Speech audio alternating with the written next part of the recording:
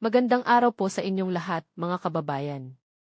Kung kayo po ay isang SST pensioner, retirado, senior citizen, disability pensioner, o survivor pensioner, o kaya naman ay isang caregiver o kapamilya na tumutulong sa inyong mahal sa buhay, ang video pong ito ay para talaga sa inyo. Dahil sa mga nakaraang araw, napakaraming pensioner ang nagtatanong ng ganito, pwede ko pa bang palitan ang bank account ko? Paano kung sarado na ang dati kong bank account? Paano kung lumipat na ako ng bangko o tumira sa ibang lugar? Kailangan pa ba akong pumunta mismo sa test? Mawawala ba ang pension ko habang nagpapalit ako ng account? At ang pinakamadalas na tanong, gaano po ba katagal ang buong proseso?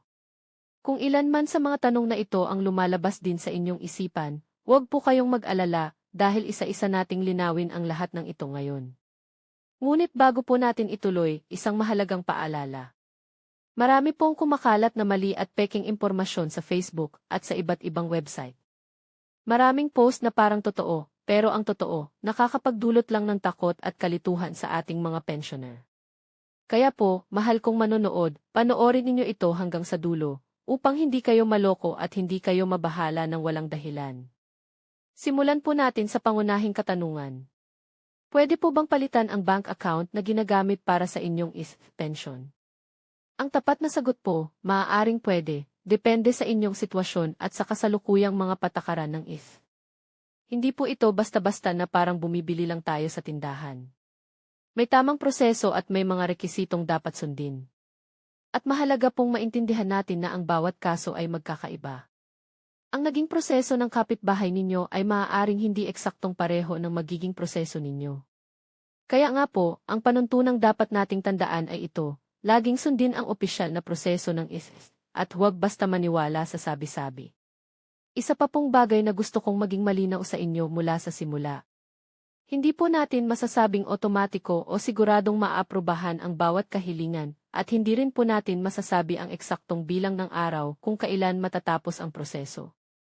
Sino man pong magsabi sa inyo ng sigurado ito o ganito karaming araw lang nang hindi kayo dumadaan sa opisyal na ay dapat ninyong pag-ingatan. Ang ating layunin dito ay gabayan kayo sa tamang direksyon, hindi ang mangako ng bagay na hindi natin kayang tiyakin. Ngayon po, alamin natin kung bakit nga ba naisipan ng maraming pensioner na palitan ang kanilang bank account. Marami pong dahilan. Minsan po, sarado na ang dating bank account at hindi na ito magamit. Minsan naman po, nawala ng tuluyan ang AFID card at hindi na ito mapalitan sa dating bangko. May mga kaso rin po na ang sangay ng bangko ay malayo na o wala na sa lugar na inyong tinitirhan.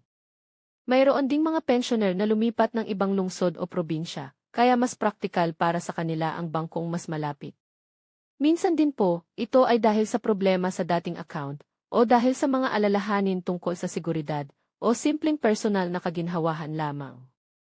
Ano man po ang inyong dahilan, ang mahalaga ay ipa-verify ninyo ito sa opisyal na mga channel ng upang malaman kung ano nga ba ang angkop sa inyong sitwasyon.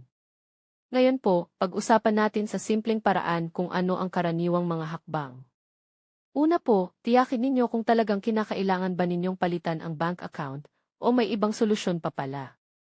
Pangalawa, alamin ninyo ang pinakabagong gabay ng dahil nagbabago po ito paminsan-minsan. Pangatlo, ihanda ninyo ang mga kinakailangang dokumento. Pang-apat, siguraduhin ninyong ang bagong bank account ay katanggap-tanggap sa ilalim ng kasalukuyang patakaran ng Panlima, isumite ninyo ang inyong kahilingan sa pamamagitan ng opisyal na proseso, kung ito nga po ay naaangkop sa inyong kaso. At panghuli, napakahalaga po nito, hintayin ninyo ang opisyal na kumpirmasyon bago kayo mag-isip na tapos na at napalitan na ang inyong account. Iwasan po nating basta sundin ang anumang online na form o hakbang maliban kung ito ay opisyal na nakumpirma mula mismo sa Tungkol naman po sa mga dokumento. Ang mga rekisitong ito ay maaaring mag-iba depende sa inyong kaso. Ngunit ang ilang halimbawa na madalas hinihingi ay ang valid na government ang inyong ISF number, ang inyong napapanahon o updated na contact information, ang impormasyon ng inyong aktibong bagong bank account, at iba pang sumusuportang dokumento kung sakaling kailanganin. Ngunit muli po, ito ay mga halimbawa lamang. Laging kumpirmahin ninyo ang pinakabagong listahan ng mga rekisito ng direkta sa upang hindi kayo makulangan at hindi maantala ang inyong kahilingan.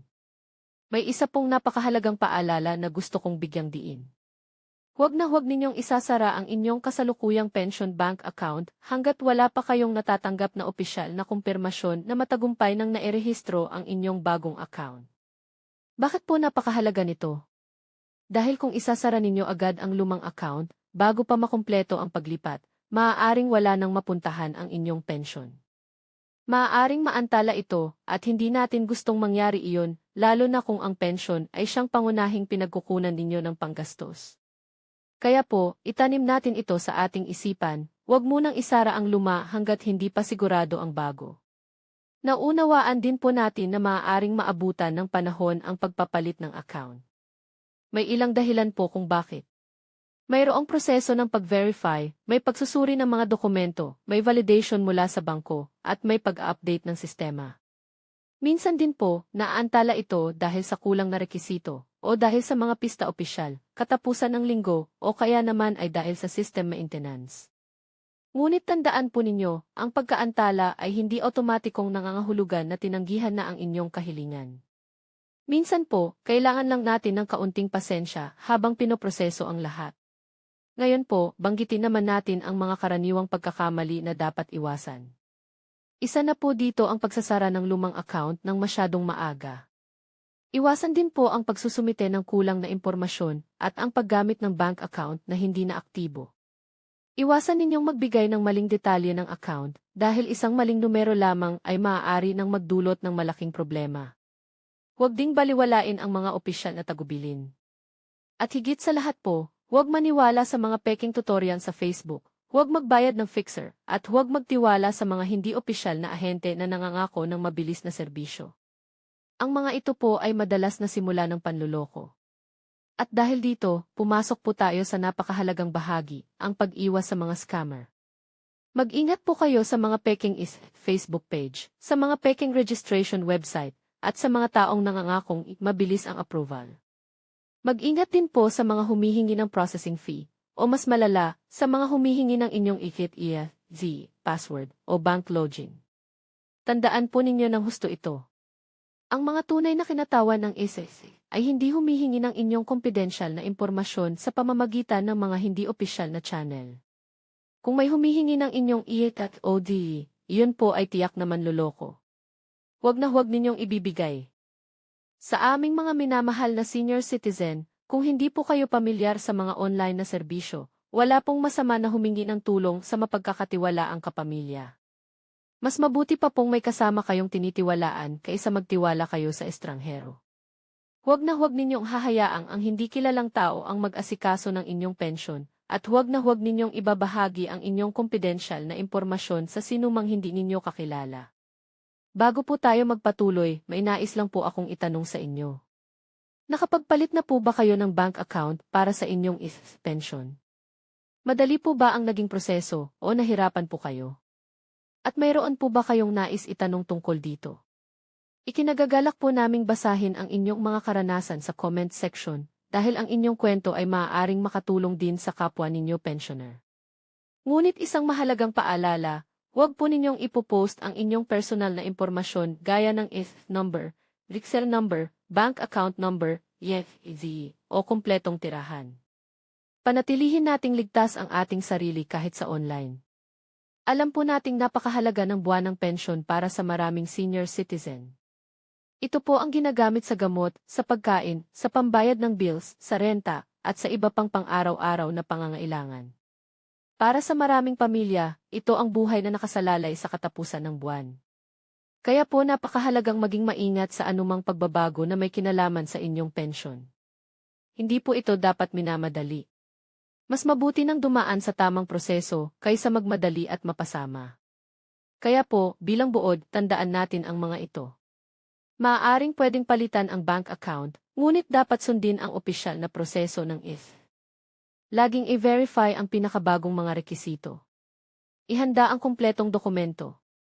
Ingatan ang personal na impormasyon. Iwasan ang mga scammer. Hintayin ang opisyal na kumpirmasyon bago magbago ng anuman. At huwag basta maniwala agad sa mga viral na post sa social media. Isa pa pong mahalagang paalala, Ang video pong ito ay para lamang sa pangkalahatang impormasyon ng publiko. Ang mga patakaran at proseso ng SSE ay maaaring magbago sa paglipas ng panahon.